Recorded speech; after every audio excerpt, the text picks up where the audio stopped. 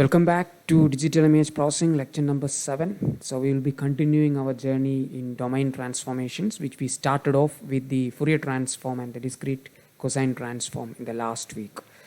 So in the last week we understood what is the importance of domain transformation, right?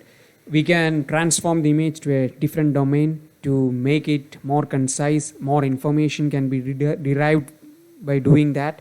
You can do a lot of processing in the other domain, which is much easier. For example, convolution becomes multiplication in Fourier transform. It's much easier to perform. And then we can do a lot of designs, right? For example, I can design a filter much more efficiently in the Fourier transform compared to a spatial domain filter, right? And then, of course, all these, I think the domain transformation is hugely driven by the application of image compression, because we are living in a digital world and we need to transfer data from one device to other, from one place to another, and then we care about the compression, the maximum possible compression better for us, because more data can be transmitted, right? So a lot of domain transformations, a lot of newer and newer transformations have come up just because of the demand for compression, for example. So most of the transformations that we discussed today is actually hugely driven by the image compression applications, image coding applications, for example. So let's begin that journey. Okay, so before we start talking about the other transformations possible, I would like to actually highlight this concept of unitary transformations. What is the importance of unitary transformations? How is it related with this concept of orthogonality? Okay, so as we know that transformation of image from spatial domain to some other domain just means that we are trying to represent the image in terms of some basis functions, right? So if those basis functions satisfy some property, something like orthogonality, there are certain advantages for that. Okay, so let's start with the Fourier transform. We already know that it's a very beautiful expression. What we essentially do is we try to transform the image which is in spatial domain in terms of its basis function, which is sinusoid, okay, sum of sinusoids, right? Sinusoids in increasing frequency, and sinusoid is nothing but cosines and sines, right? So you're trying to represent your image in terms of the sines and cosines, okay? And then we also understood that this can be beautifully represented by a matrix operation. So W is nothing but your sort of sinusoid function. So in this case, for example, I'm going in terms of increasing order as I go down the row, and always remember each row is having is like a vector which spans n columns, right? This again n, small n, which ranges between 0 and n minus 1. So this W is actually a matrix again, which is sort of size n by n, correct? Capital N by capital N. Capital N rows, which is nothing but n frequencies, and capital N columns, which is nothing but n row or column vectors, right? Or row or column direction in the image is exactly what it means. And then of course we do it on the row. So W into F will do it on the row, for example, and then W transpose again will do it on the column. So that's how we do the discrete Fourier transform, for example. So it does it on the rows and then it on the columns. So that way we do the Fourier transform for the entire image, right? So that's beauty about it. Now there is an important aspect that you should remember. Okay, so is there any relation between this particular vector to this particular vector? So basically that is nothing but this is a transfer function, or this is a basis function which is 0 frequency.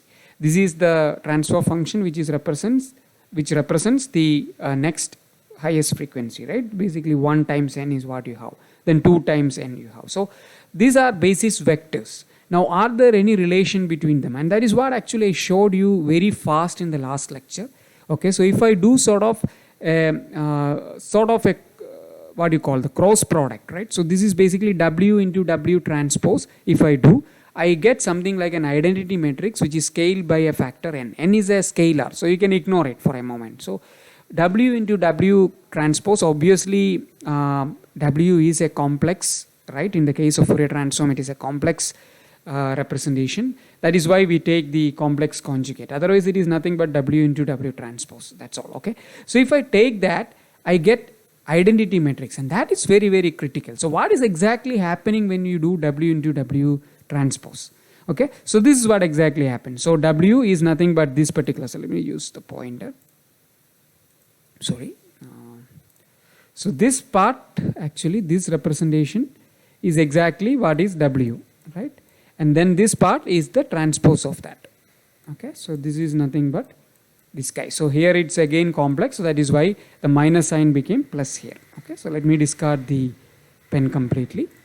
Okay, so this is what exactly happening. So now you see what is exactly happening, what mathematical operation is exactly happening.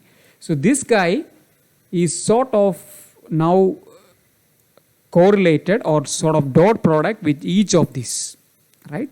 So basically this is nothing but autocorrelation, you could say, and then this is cross correlation. So your first vector, first frequency is sort of dot product with the next frequency. So this is the same frequency, next frequency, next frequency, and so on. So each frequency is sort of dot product with, or you're finding similarity of that frequency with the other. Okay.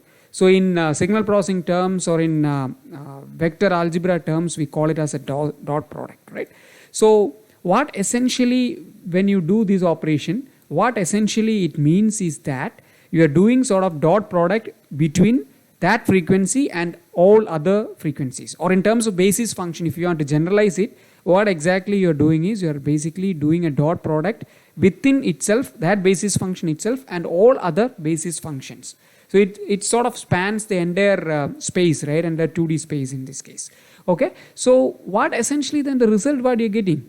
If you just ignore this guy, n is a scalar, so just ignore that guy. So what essentially you are getting is a sort of an identity matrix. So that what it conveys? It conveys that the basis function has only dot product with itself. It has zero correlation or zero similarity with all other basis function, or the dot product of this guy, right, with this guy is 0, with this guy is 0, with this guy is 0. Only this guy will exist. So self product or self dot product only exists. It has only similarity with itself. It has no similarity with any other transfer function.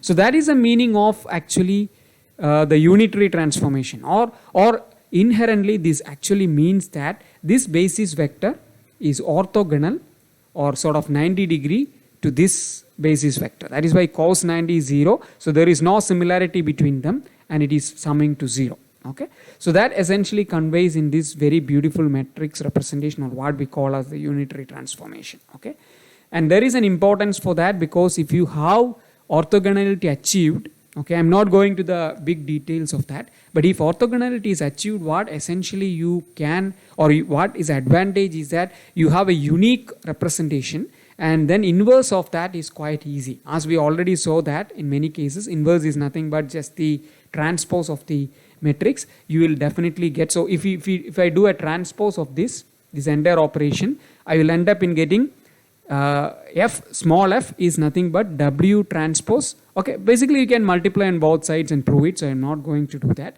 So what it essentially conveys is this message that small f, okay, you can easily get it from this formula, W transpose capital F into W. Okay, so that's exactly the advantage of orthogonality and the unitary transformation.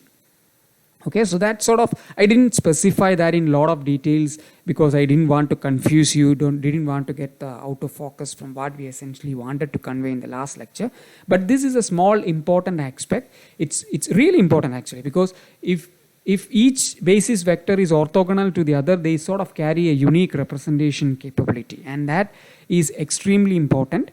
And that's why unitary transformations have become very popular, because there's a one-to-one mapping, and then inverse is quite easy, and then you can go from one domain, spatial domain, to the transform domain and come back in a unique way, and it's easier way. Okay, so with that I will just want to introduce other transformations to you other than the discrete cosine transform and discrete Fourier transform. So just to highlight, discrete Fourier transform, the basis function is nothing but a sum of sines and cosines, and in the case of cosine transform it is only cosines. Okay, there is no sine. And then we know the advantage of discrete cosine transform compared to discrete Fourier transform, right? So discrete Fourier transform assumes sort of a fundamental assumption that the image is replicated, and that induces a lot of edgy artifacts, and there's a lot of issues. And then of course there is symmetricity, even and odd symmetry for the discrete Fourier transform, that makes it useful only in one corner of the entire Fourier transform. Otherwise it is just symmetric and replicating, right? So then there is this issue, and that is where the discrete cosine transform helps you, because their assumption is like sort of flipping, right? You are flipping the image and doing it. So in that way some edgy artifacts can be reduced, and in addition to that you have a better compactness. Your resolution of frequency is increased, and that way you can represent the image in a nice compact way, and most of the high frequencies will die out, only low frequencies will sort of represent your image, and that is hugely advantageous when we talk about compression. In the next week we'll have the classical JPEG explanation, and there we will come up with the use case of the discrete cosine transform. Okay, so let's move forward. And now I will like to start with something known as Hadamard transforms, okay? And the basis vector is no more cosines or sines. It is sort of square, I would say, okay? So this is the DC part, this remains same, and other than that it is all sudden transformation. So it is sort of squarish in shape. Maybe this is good to see. So this is like a perfect square wave. So these two are sort of counterparts, okay? And then this is basically an extremely high frequency, because every other alternate thing is changed. And then if you see over here, you can actually see in a 2D basis perspective. So this is basically only one vector sort of perspective. This is a 2D basis perspective. This is the row part. This is the this is a row part, and this is a column part, and this is the diagonal part. And you can immediately see that there is no order, okay? There is no order of arrangement here. And what is the fundamental assumption for moving away from a cosine or a Fourier transform to a Hadamard transform? It is this thought process, okay? So the fundamental assumption or fundamental question our ancestors used to ask is, why only sinusoids? Why only cosines to represent the basis? Can't we use square waves? Because if you think images, okay, so this is a fundamental thought process. I want to induce that thought process in you also, okay? So when we think about images, what is ultimately images? Images are all about edges most of the time. Unless you view something like a sand image of a sand, where you have sort of a lot of randomness there. But otherwise, typically when you see an image, it is all about edges, right? The edges may not be like sharp rectangular edges. It may be in a smooth contour shape, in some irregular shape, but it is some transition, okay? So edges are nothing really, I mean, if you think about sinusoid or a cosine basis, it is sort of a smooth variation, right? You have a smooth waveform which is, or smooth intensity variation you could think of.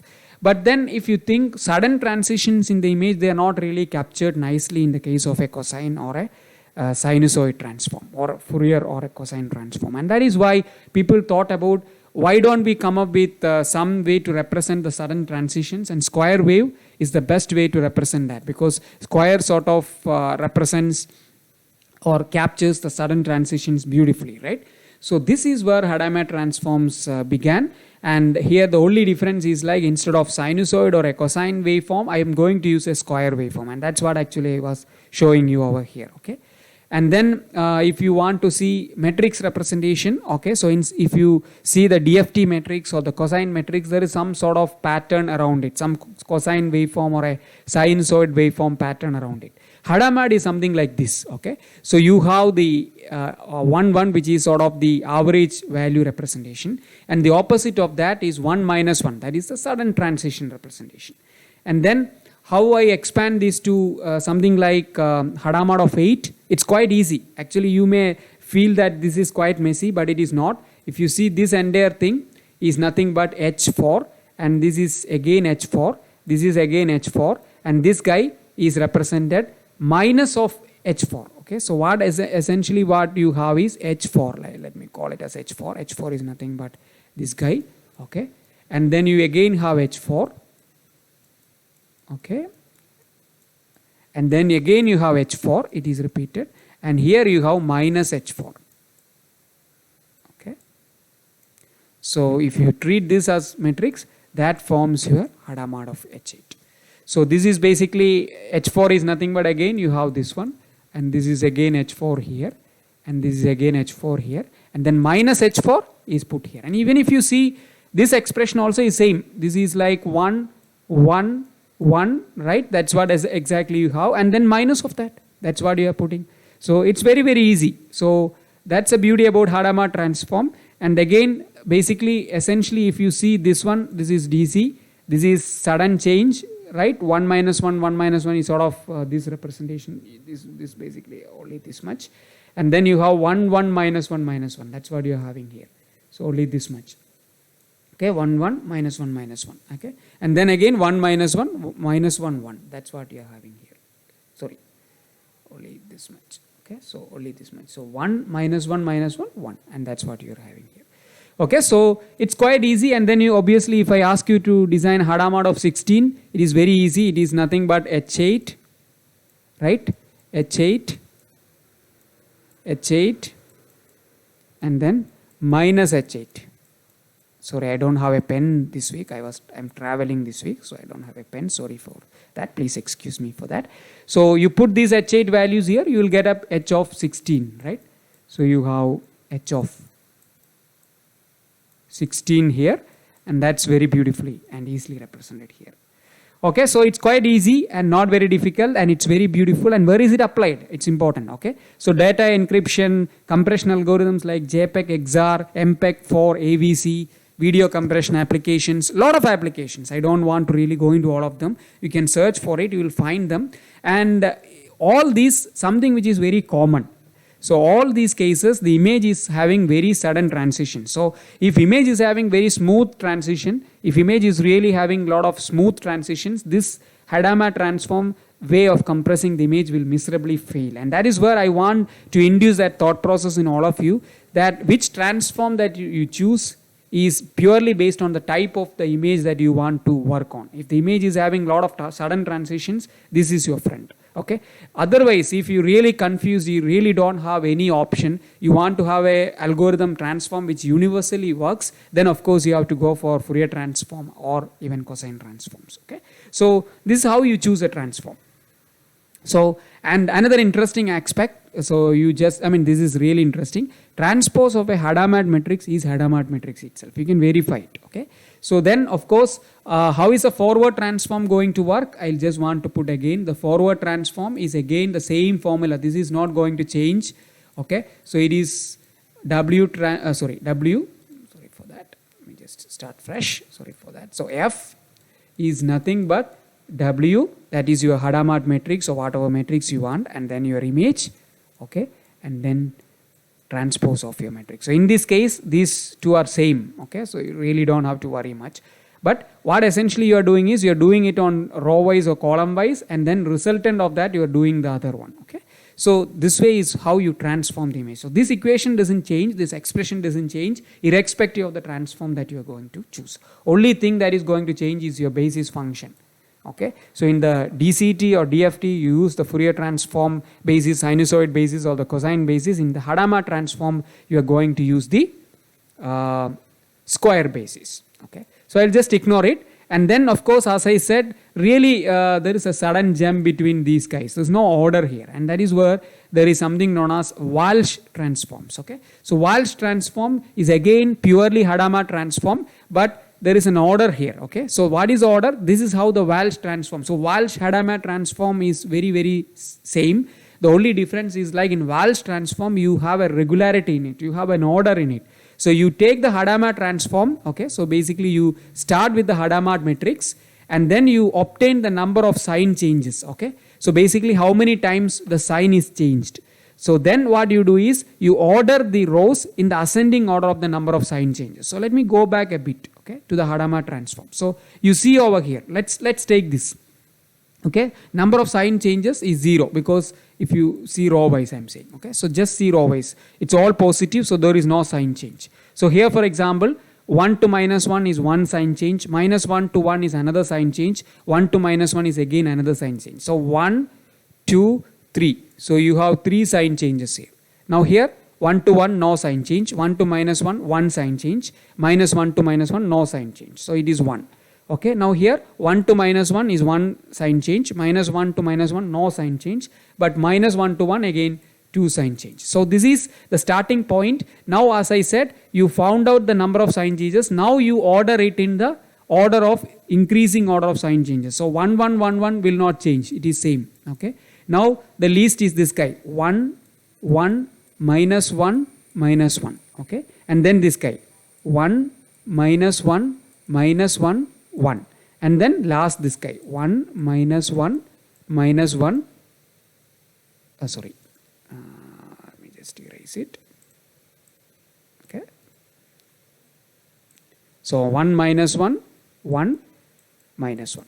Okay. So this is nothing but Walsh transform. Okay. Symbol, right? So 1, 1, 1, 1. And then you see that regularity in trend. Okay. So this guy and then this guy is ulta. Okay. And then in that case, you make one more change, which is this guy, and then that's it. Okay, so this is really, and let me show you the waveform, then you will understand the regularity factor I was talking about. So, okay, so as I said, get the Hadamard matrix, obtain the number of sign changes, order them in the ascending order. That's all. You see here, this is the DC value, which remains same in all transforms. After that, you changed only this guy down. That's what you are having, right? And then it's a beautiful actually. If you really carefully observe here, this guy, then a waveform. Then that waveform is again split, and then this is again coming, and then go on, you just increasing order. So there is a regularity as I go from top to bottom, and even here also I can see it. There is a regularity, there is an increasing frequency, right? So you can see it very, very easily. So Hadamard transform and Walsh transform are exactly the same. The only difference is like you just have a regularity in Walsh transform, okay? So that's it. So we'll stop here and then we will discuss about the other transforms in the next lecture. Okay. So I hope everyone is clear. So we moved away from the restricted world of sinusoids and cosines to something like square waves. And then we talked about Walsh and Hadamard transform. So that's it. So we'll stop now and we will see in the next lecture.